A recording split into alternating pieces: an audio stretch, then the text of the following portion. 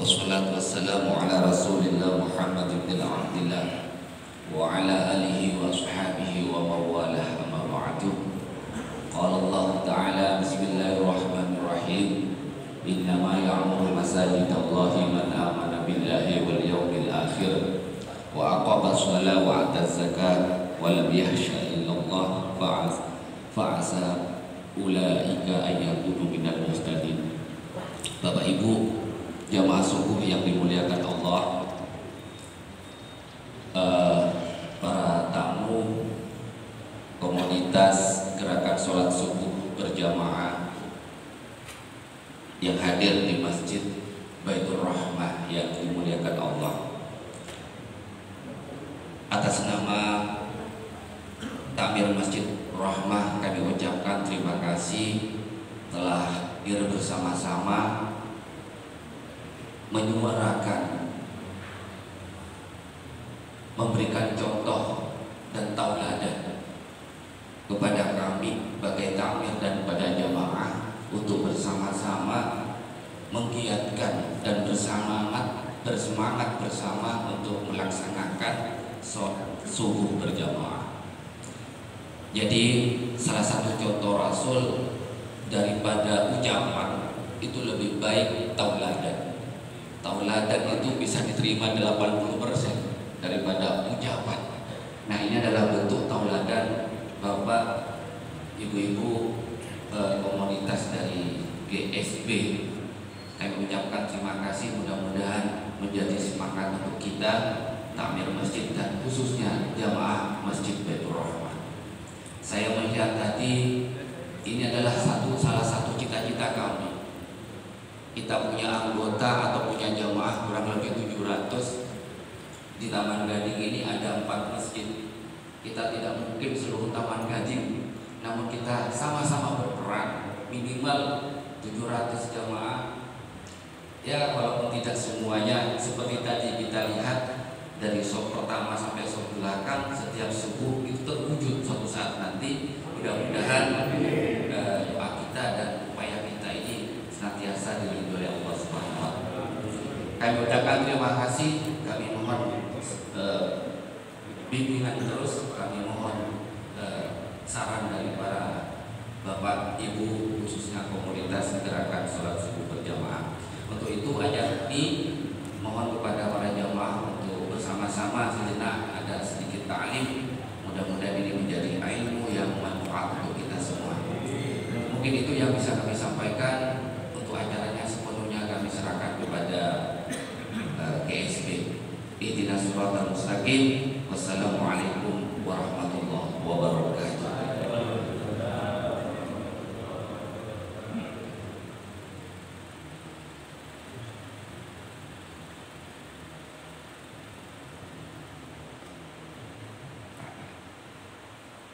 Assalamualaikum warahmatullahi wabarakatuh. Waalaikumsalam. Bismillahirrahmanirrahim. Alhamdulillahirabbil alamin.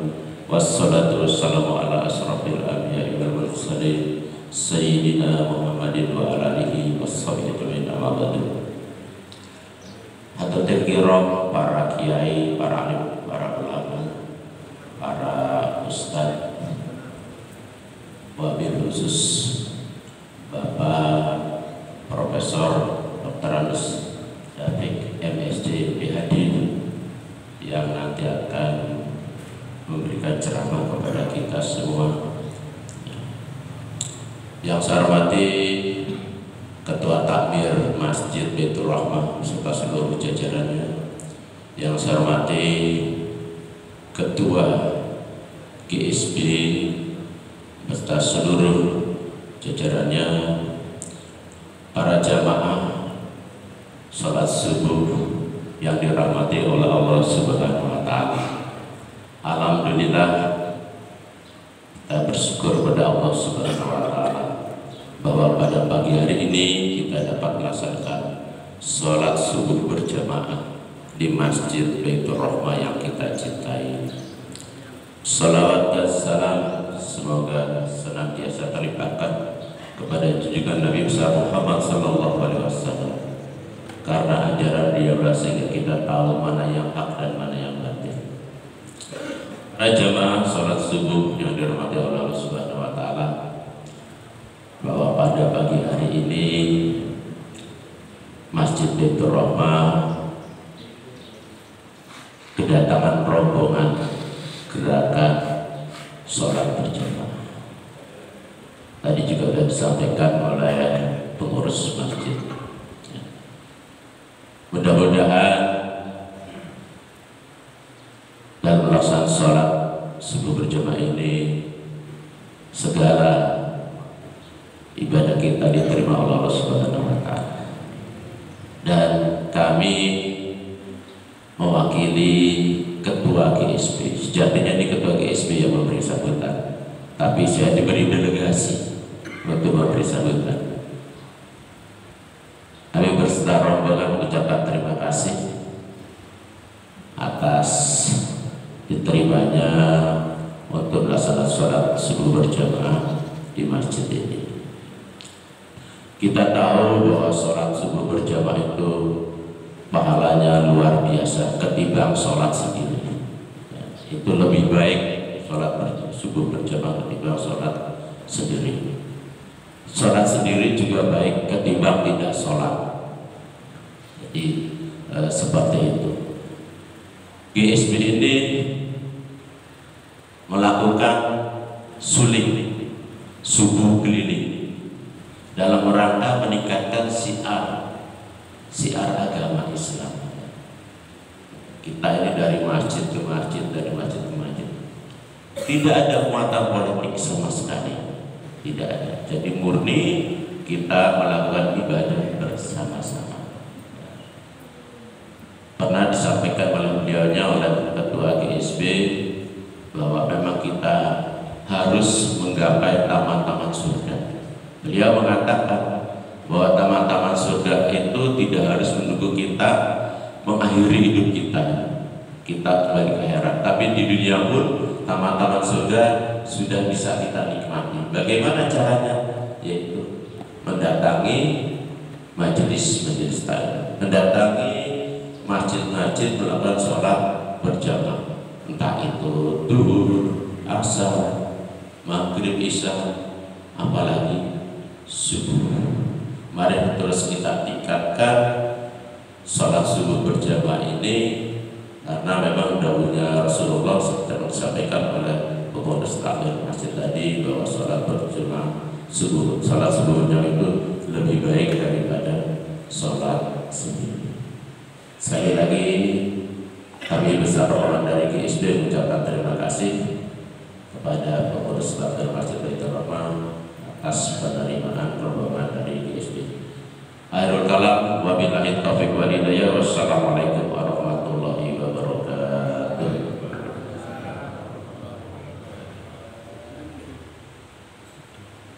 Mohon kepada beliaunya Bapak Profesor Dr. Asdafik MSc PhD untuk mengisi ceramah pada pagi hari ini. Dipersilakan.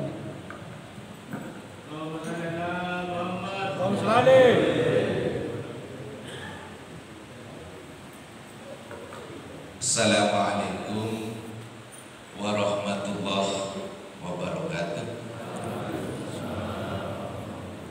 Innal hamdalillah nahmaduhu wa nasta'inuhu wa na'udzu billahi min shururi anfusina may yahdihillahu fala mudilla lahu wa may yudlil fala hadiya lahu.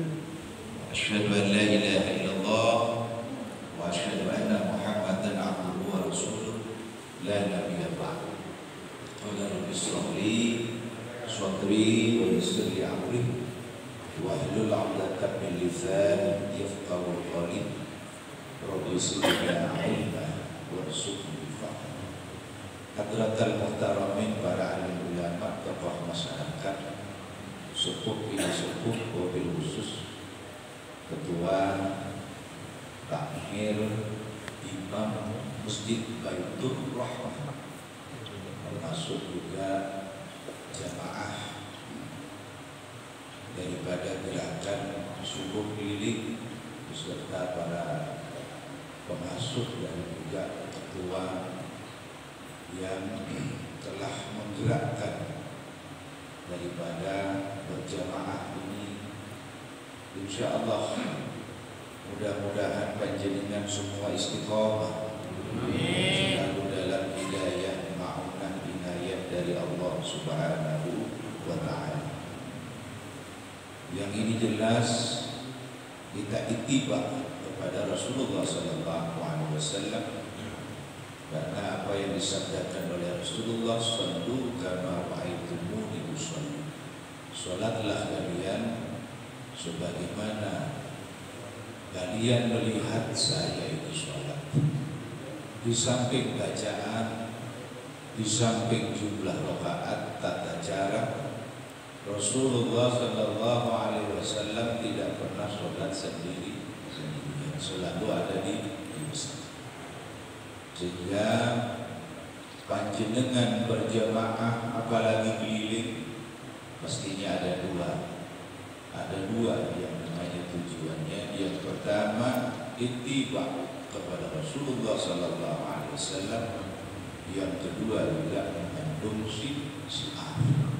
Mudah-mudahan tujuan daripada takbir yang disampaikan tadi, softnya ini semakin lama semakin banyak, semakin penuh.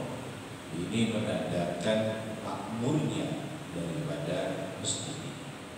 Maka saya terkesan kepada ketua DSB ini, kalau ada orang yang posting sampai mendaki gunung sepeda B21, B29 dibangga-banggakan.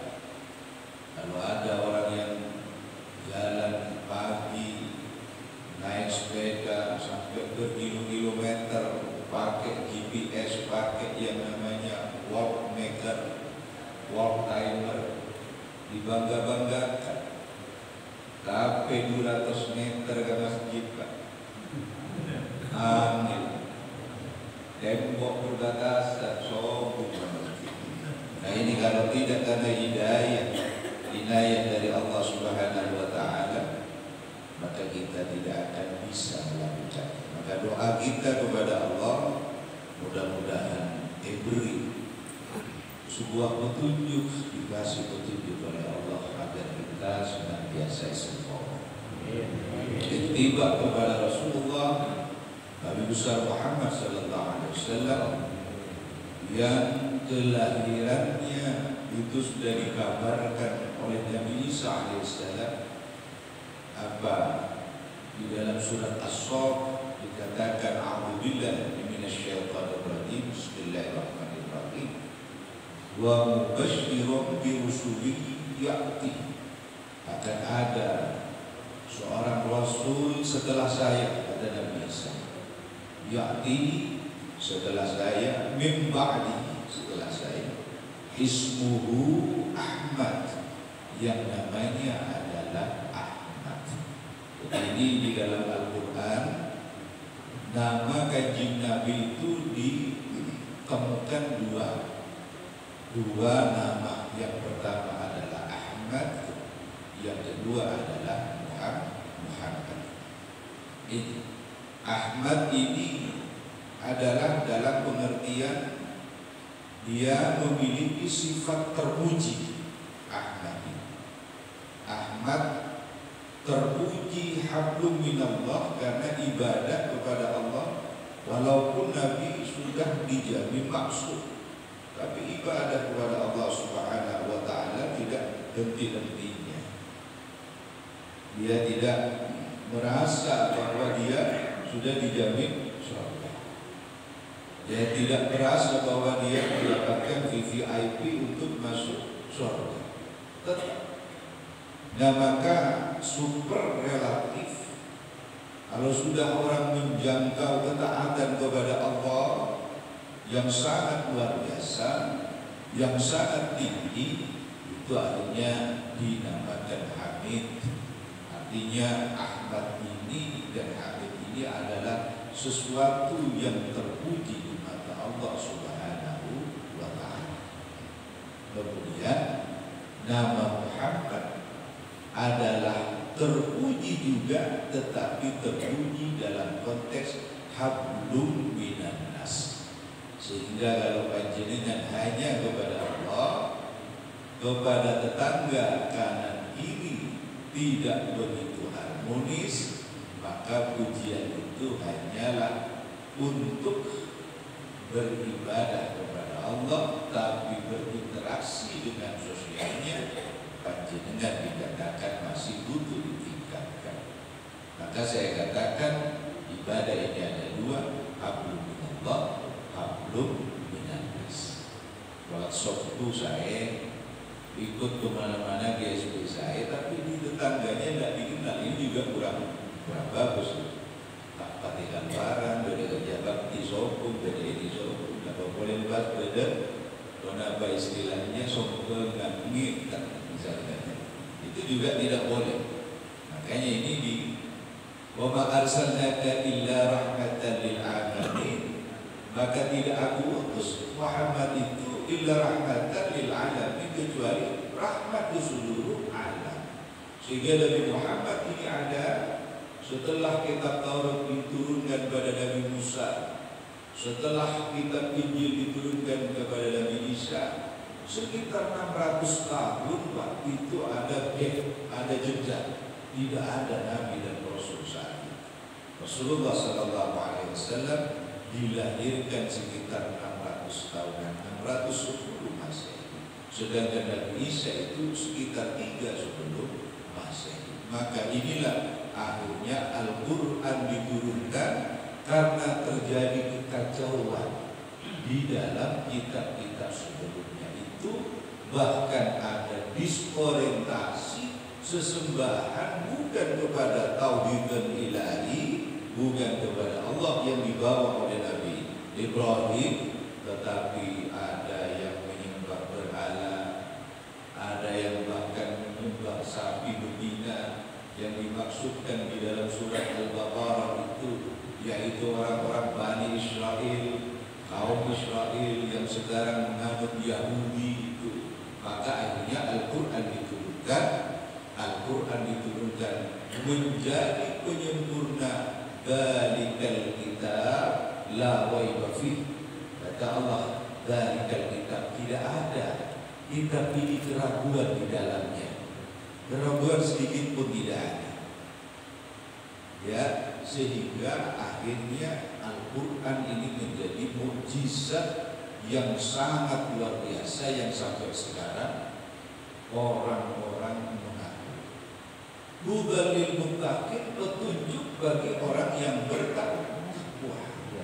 Makanya kalau di beberapa mushola, termasuk di mushola saya itu setelah habis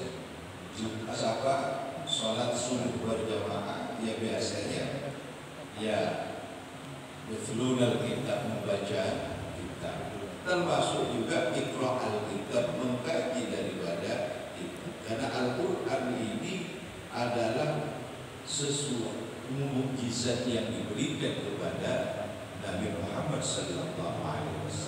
Nabi Muhammad tidak diberikan mukjizat seperti kepada Nabi Musa yang tongkatnya bisa membelah lautan ini dan itu. Tidak diberikan seperti kepada Nabi Isa yang bisa membangunkan orang mati.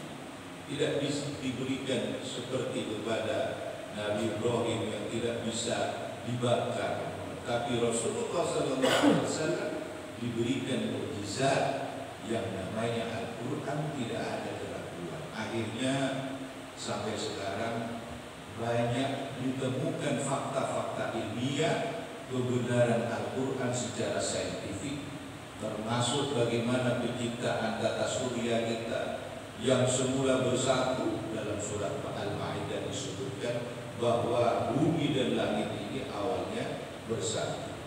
Akhirnya terjadilah ledakan dahsyat berupa debu, akhirnya seperti yang sekarang ini. Apa yang terjadi? Hubble, dia adalah saintis daripada NASA, tahun 1927 mengungkapkan tentang teori yang namanya Big Bang, teori ledakan dahsyat. Dan itu betul. Akhirnya dia mengembang galaksi.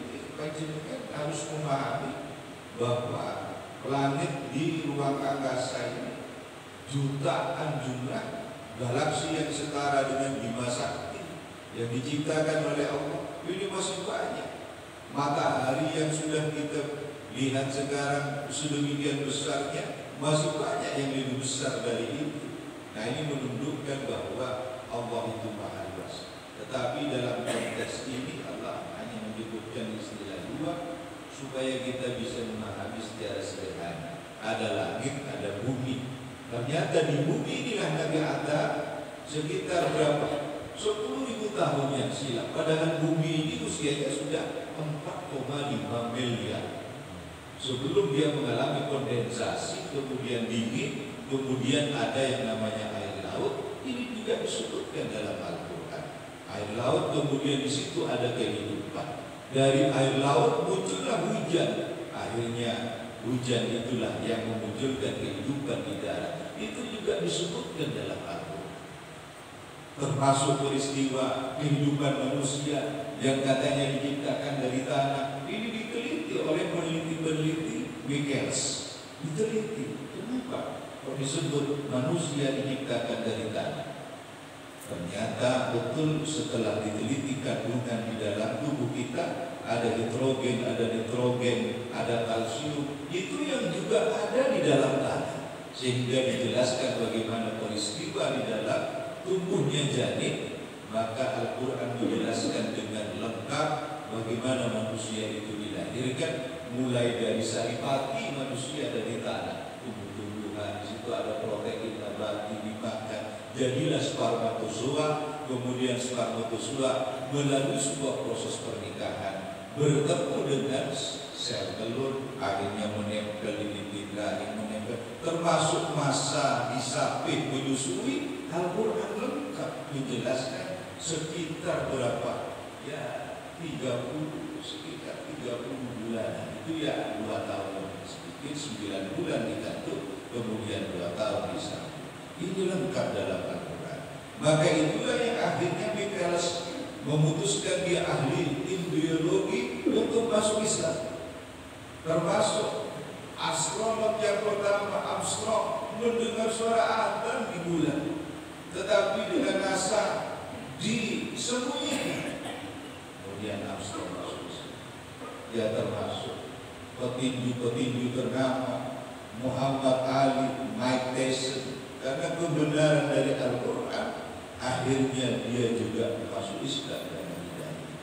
Nah, ini sekeruka, sudah pakai terkenal, tak pakai ke Al-Quran. Padahal saintis-saintis besar dia mendekat kepada Al-Quran. Maka ini yang harus kita sadari. Nah, seperti inilah akhir.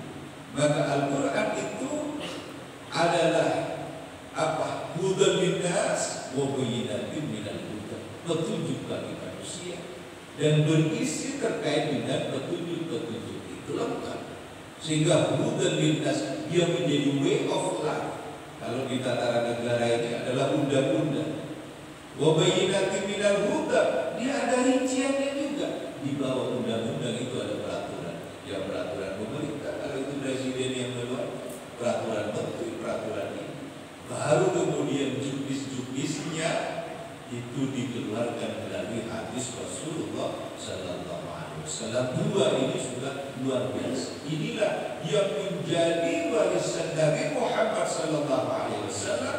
Dengan berbekal dua inilah revolusi di padang Arafah. Di dalam sebuah konteks, dalam konteks berjihad Rasulullah Sallallahu Alaihi Wasallam yang mengalami 27 perang besar, yaitu 27 perang fisik dan 50 perang ekspedisi. Rasulullah dalam waktu 23 tahun syiar dia melakukan sebuah syiar agama Islam. Akhirnya Makkahul Mukarram, Jazirah Arab itu akhirnya menjadi beragama Islam karena Al-Quran. Mulai dari Yaman, Mesir, Romawi yang dulunya luar biasa, dia penganut agama gereja, penganut Katolik. Kemudian juga ada yang namanya Yunani, sekarang Iran semuanya beragama Islam tanpa ada sebuah proses evolusi besar yang menghabiskan perang yang paling besar adalah perang Badar. Perang Badar itu 1000 kaum Quraisy dan 337 juga kaum Muslim. Karena keyakinan terhadap Al-Quran. Maka Al-Quran itu diturunkan kepada kita. Bahkan juga Al-Quran mampu memberikan sebuah istilahnya terapi untuk kesehatan. Wa nunazzilu minal Qur'an ma huwa syifa. Di situ wa rahmatan lil mu'minin.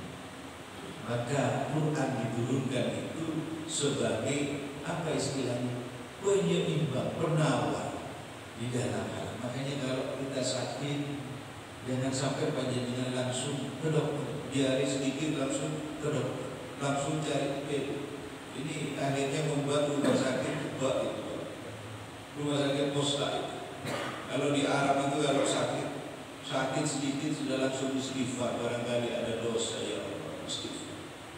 Mungkin pun sakit, kata bagi Al-Quran minimal 1 juz dibaca Al-Quran. Kalau masih sakit dia tahajud diperbanyak. Masih tak sembuh-sembuh langsung tawaf di Ka'bah. Ini orang Arab. Jadi tidak langsung memutuskan ke dokter. Kalau di sini kan tidak. Sakit sampai langsung nyari dokter, nyari obat. Satu masa diuntungkan. Maka dokter kalau berdoa ya Allah kepada pasien ya Allah. Ada doa, ada Tuhan tak nyaman, ada doa punya orang sakit. Kan aja. Maka inilah bukti daripada. Maka Al-Quran ini diturunkan oleh Allah. Siapa yang dekat dengan Al-Quran? Jibril. Dekat dengan Al-Quran, dia sebagai penyampai wahyu pada saat Rasulullah Sallallahu Alaihi Wasallam melakukan tahannus.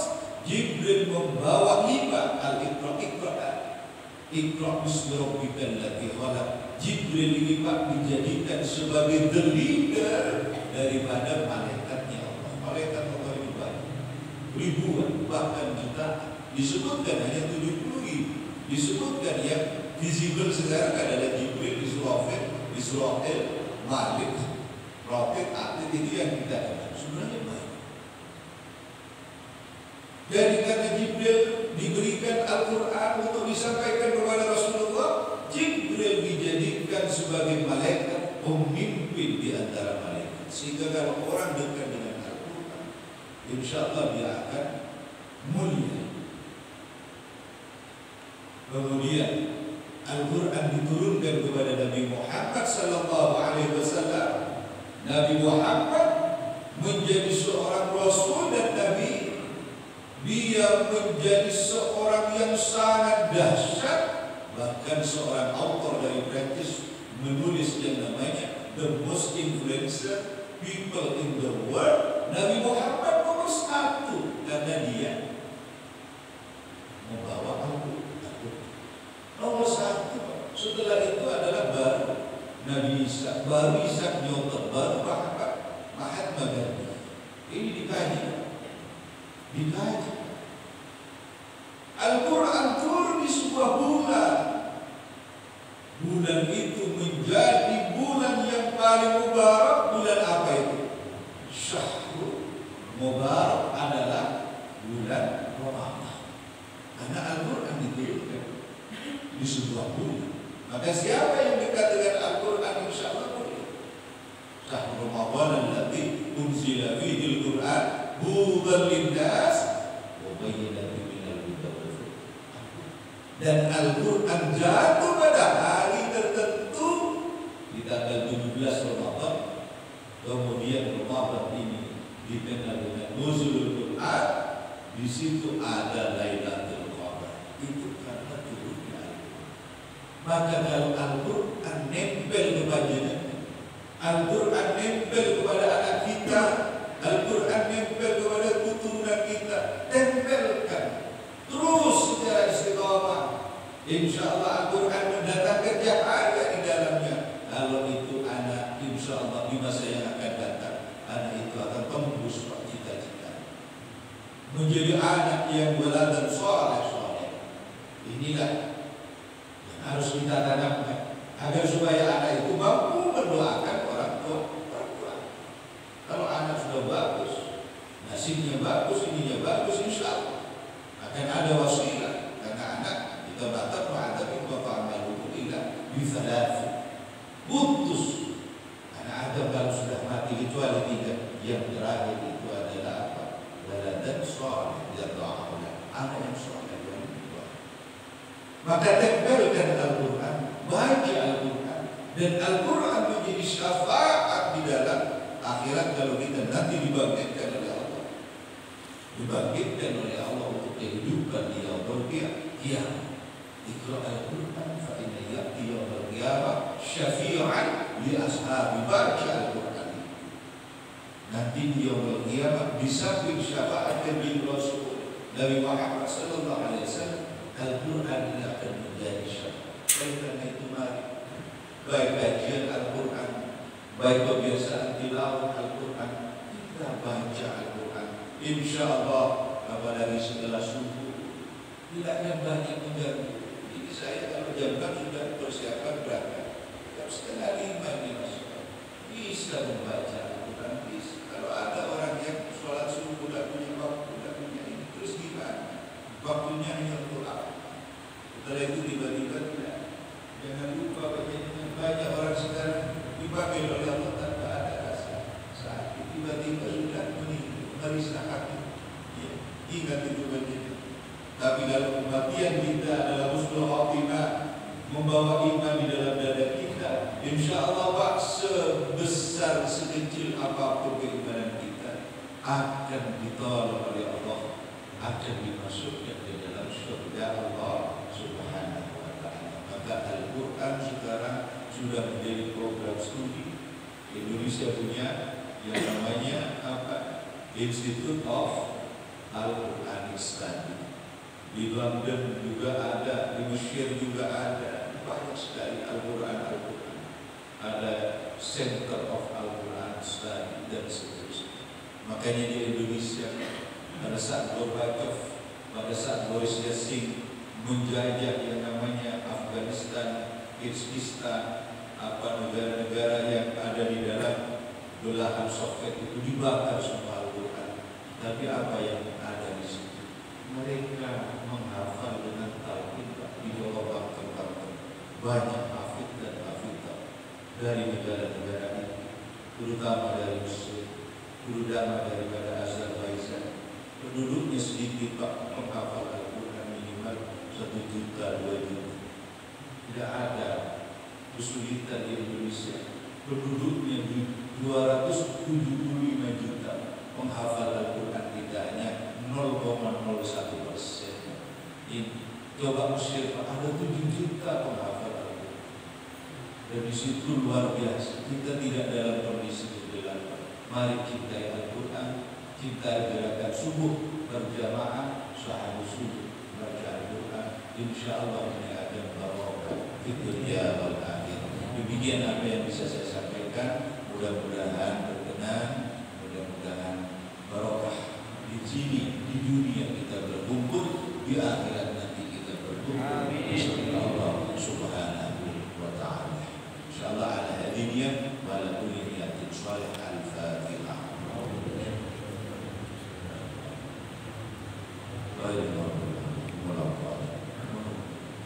Alhamdulillah.